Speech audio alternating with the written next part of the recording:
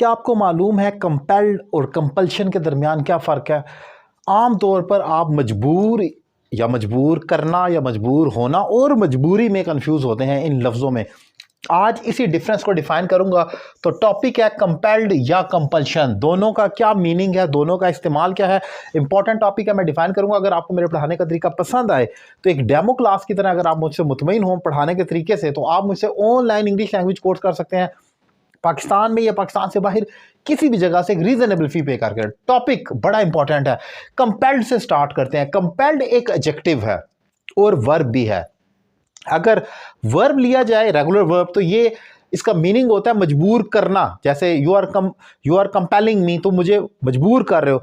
और अगर कंपेल्ड कहा जाए तो ये एडजेक्टिव बन जाता है, उसकी हालत को बयान करता है। जैसे इंजर्ड है तो इंजर्ड उसकी हालत को, मैरी है तो मैरिड, मैं शादीशुदा हूं आई एम मैरिड, मैं जख्मी हूं I am injured, third form में एडजेक्टिव होता है। तो इसी तरीके से ये कंपेल्ड एक हालत को बयान करता है और इसका मतलब है मजबूर। कोई शख्स, कोई चीज या कोई भी चीज जो मजबूर है उसको कंपेल्ड कहते हैं। फॉर एग्जाम्पल से देखते हैं, आई वॉज कंपेल्ड। यहां तक अगर देख लिया जाए मैं मजबूर था, आपने देखा कि इस लफ्ज का मतलब ये होगा मैं मजबूर था। ये उसकी हालत को बयान कर रहा है, किसकी?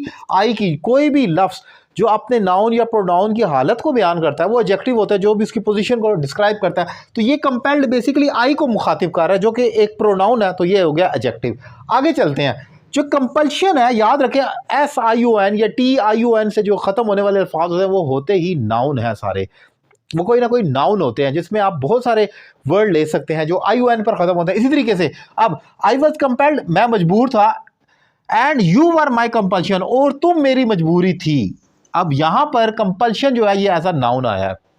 सो आपने देखा कि आप कंपेल्ड लेते हैं एडजेक्टिव को जो कि हालत को बयान करता है किसी भी चीज की। I am compelled and you are my compulsion and this is my compulsion. So किसी भी चीज की मजबूरी का जब लफ्ज मजबूरी को इस्तेमाल करना हो तो उसे कंपल्शन कहा जाएगा।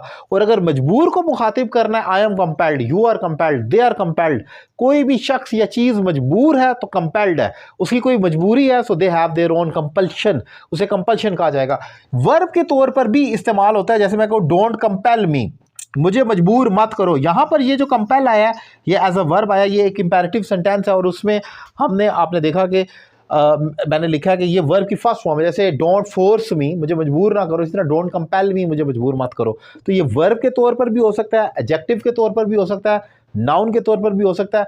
डिफरेंस किस तरीके से? मजबूर, मजबूर करना या मजबूरी, तीन लफ्ज हैं जो इसको डेरिवेट करते हैं, चेंज करते हैं। मैंने कोशिश की है तीनों लफ्ज़ों को आसान तरीके से डिफाइन करूं। लेक्चर कैसा लगा अपनी राय का इजहार करें। ये वो अल्फाज हैं जो मैं पिक करता हूं आम तौर पर, जो अपने इर्द गिर्द लोगों को सुनते हुए, उनको बोलते हुए सुनता हूं या लिखते हुए मैं कुछ चीज़ पढ़ता हूं, नज़रों से गुजरती है, तो मैं समझता हूं इसको डिफाइन करना चाहिए क्योंकि लोग इसमें कंफ्यूज हो रहे हैं। सो मुझे लगा कि ये इंपॉर्टेंट है, मैंने डिफाइन किया। लेक्चर कैसा लगा अपनी राय का इजहार करें। Thank you very much.